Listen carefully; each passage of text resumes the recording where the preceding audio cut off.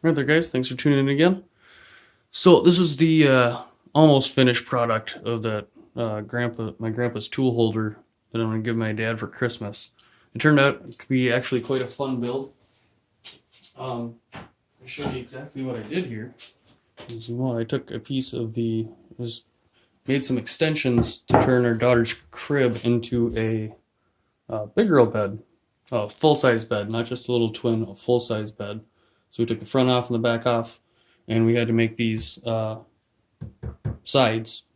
And then from these sides, I ended up with two of these pieces of some pretty nice looking pine. It's just a big, thick pine board.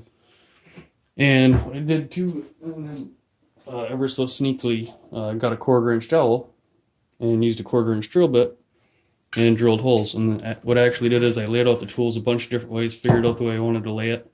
And I made a stencil here, and so I didn't have to do a whole lot of sanding after the fact and pencil marks and all that stuff on the actual wood and then try to transfer that. I made a stencil using this piece that had some pretty good dings out of it. This one wasn't as nice. There we go. All that stuff. So I spent a lot of time hand sanding that one down, got it really nice and flat, got all the imperfections off just to make it, pretty nice. And used the stencil, drew the permanent marker marks on here, transferred this blue tape, painter's tape stencil onto the nice piece of wood, and drilled all my wood holes with the drill press. It was the first time I actually got to use my drill press since I bought it a few months ago at a garage sale. It needed some tuning up, and it worked all right. Still some kinks to work out. But it drilled holes straight up and down. That's exactly what I wanted instead of trying to hand do it.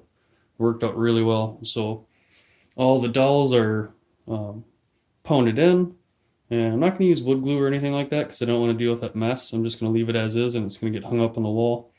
And so we got, hand drills, the old, flipper socket, a couple, the wrenches. I decided to throw this stuff in too. This is grab those tools.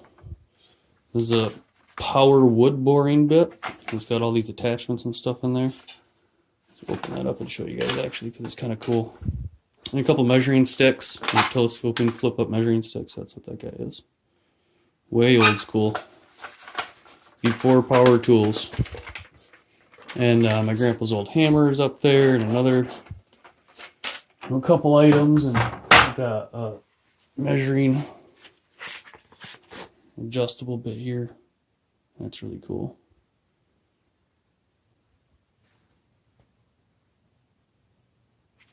So anyways, and an old oilstone, old Craftsman oilstone too. Does initials on some of this stuff, and these measuring sticks are really, really cool. So I think he's really going to enjoy this. Just it's a big thank you for all his help and everything he's done for me over the years. And me and my dad have a really great relationship, actually. So, as a matter of fact, he lives right across the street now. He bought the house across the street about 4 months ago, a couple of houses over, or whatever. But Grandma and Grandpa are real nice and close now. So far, no issues with the wood hanger.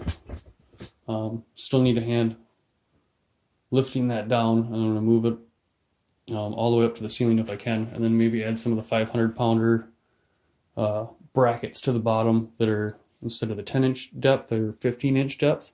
And we've got additional hang-down brackets on the bottom, so I'll put a nice big heavy-duty shelf there, or maybe some big slabs, whatever.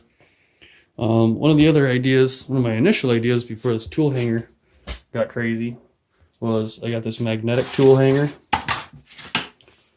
It's like $5, and it works all right, but it just didn't do everything that I wanted that to. So this I'm actually thinking I'm going to put underneath that shelf or up there in the corner. I'm not quite sure. And as far as the rest of the shop, not much has changed yet. Planning initially now for the dust collection system, and I think I'm going to have my dirty table over here on this wall so I can just pipe that dust extraction either through the ceiling probably or through the wall right there, and then have it take a 90-degree down and then either tee it off or Y it off and add some blast gates, and then have the belt sander shooting dust that way, so I'll have one of the pipes come over and kind of come down and into a box that I'm going to assemble, and then the drill press on top, and then there's going to be flywheel and grinder down on the bottom. So this should just be a nice, non too big of a space waster, heavy duty dirty table and dust collector right there. Speakers and the big old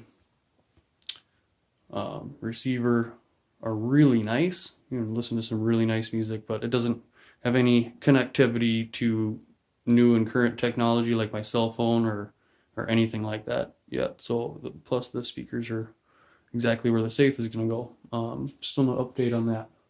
Shelves turned out really nice and heavy duty. I can't remember. I was kind of going through all my shop build videos the other night.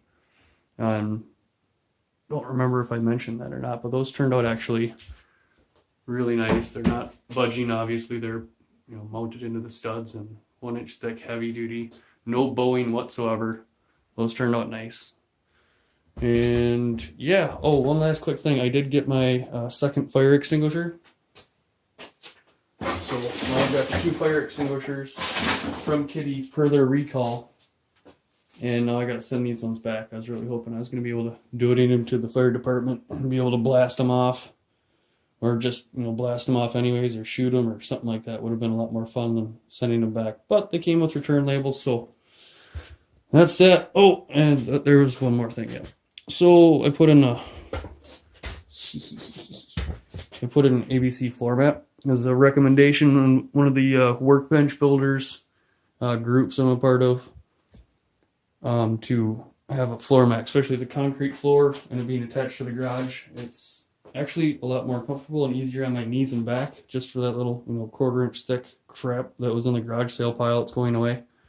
I'd eventually like to, obviously upgrade it throughout the entire shop with the big black squares or something a little bit more non-kiddish. But for right now, since it's basically going in the garbage or the garage sale pile anyways, and I can get it dirty and I can clean them up later, that's in there. So that's what it is. Other than that, got a few more projects coming up, and I'll keep you guys updated on those, but I wanted to show you the finalized tool holder, because that's stained now, or Danish oiled golden oak. It's kind of hard to tell, too, with it's not contrasting off anything, because it's on this wood table, and it's a piece of wood, so it doesn't really look that great, but you hang it up on the wall, and it's going to look really nice. So, thanks for tuning in, guys. I'll talk to you in the next video.